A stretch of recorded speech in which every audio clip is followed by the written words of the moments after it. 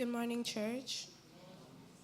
My name is Vic-El Otegbade, and this is the Focus on the Cross titled, In Its Season. For everything there is a season, and a time for every matter under heaven. Ecclesiastes 3, verse 1. God created the world to function in seasons: summer, winter, spring, fall, day, and night. Each season has characteristics that are specific to itself. This explains why fruits can only yield in certain seasons and why certain temperatures can only emerge through certain seasons. Genesis 8, verse 22 says, "While the earth remaineth, seed time and harvest, cold and heat, summer and winter, and day and night shall not cease." Notice how some seasons are longer than others, and some seasons are more bearable and tolerable than others.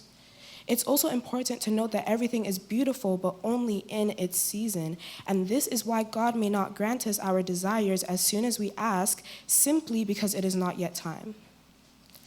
God has planned each and every one of our lives in phases and seasons, and it is important that when God places us in certain seasons, we allow ourselves to be groomed and prepared for the next seasons to come.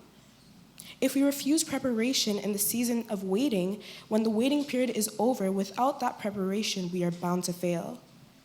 For example, most teenagers and youth desire to move out of their parents' house once they hit the age of 18.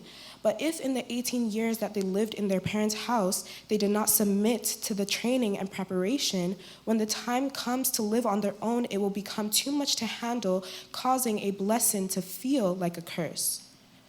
A waiting period is not about trying to rush out of it, but about equipping ourselves with the tools necessary for the next, because if we try to fast forward a season, we will end up in a season that we are not ready for.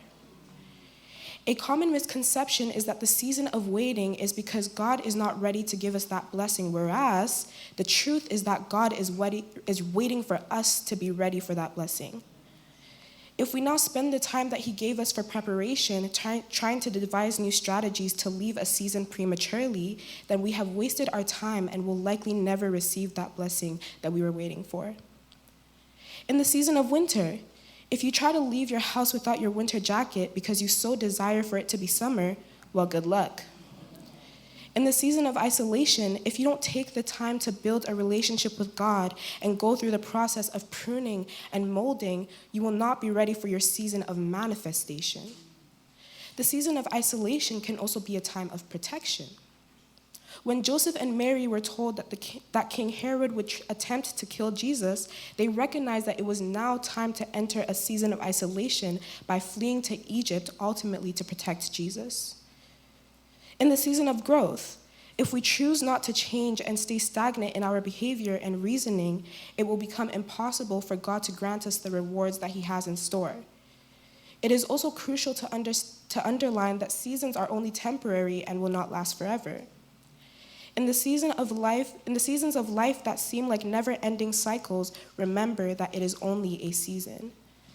Dr. Miles Monroe once said, "Never make a permanent decision for a temporary problem."